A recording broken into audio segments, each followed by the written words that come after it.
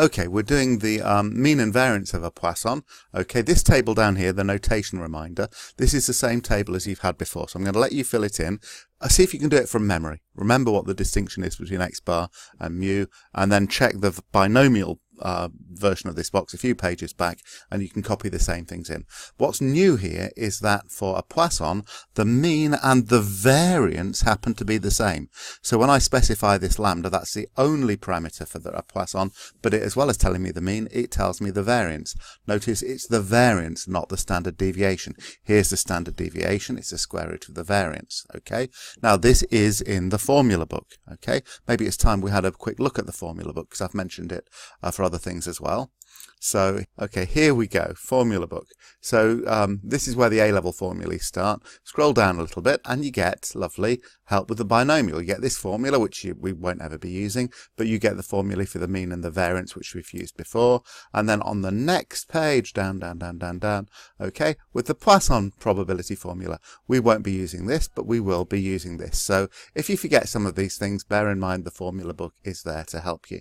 Okay, this is where we left off, making a note of that fact there. So here we're looking for whether a Poisson distribution is a suitable model. And if you remember, we did a similar thing with the binomial. We worked out whether the mean and the variance were what they should be for a given model. Here we haven't been given any Poisson model to look at, but we can work out x bar and sx for these numbers. So lob them into stats mode. I need one variable, of course, because this isn't correlation or regression data. There's my data entered. Here's my 1var calculation. So I've got an x bar of 9.9, and I've got my sx on the next page, but actually I'm much more interested in the variance, sx squared. It's 9.43 recurring. So I think 3 significant figures is enough for both of these now. What do these show? Well, sorry, that's a variance, isn't it? That's sx squared. Now, mean and variance, be careful you've got the right one, but mean and variance are both supposed to be lambda for a Poisson distribution.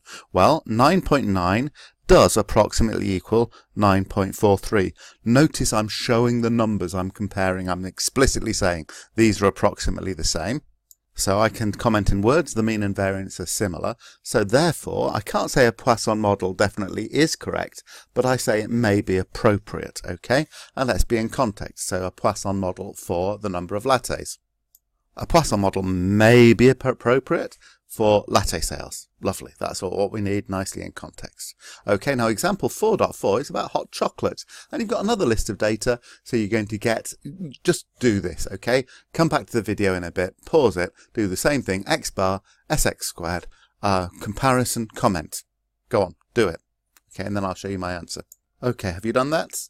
All right, my values for x bar and sx squared were these. Okay, notice I've got the variance there, not the standard deviation.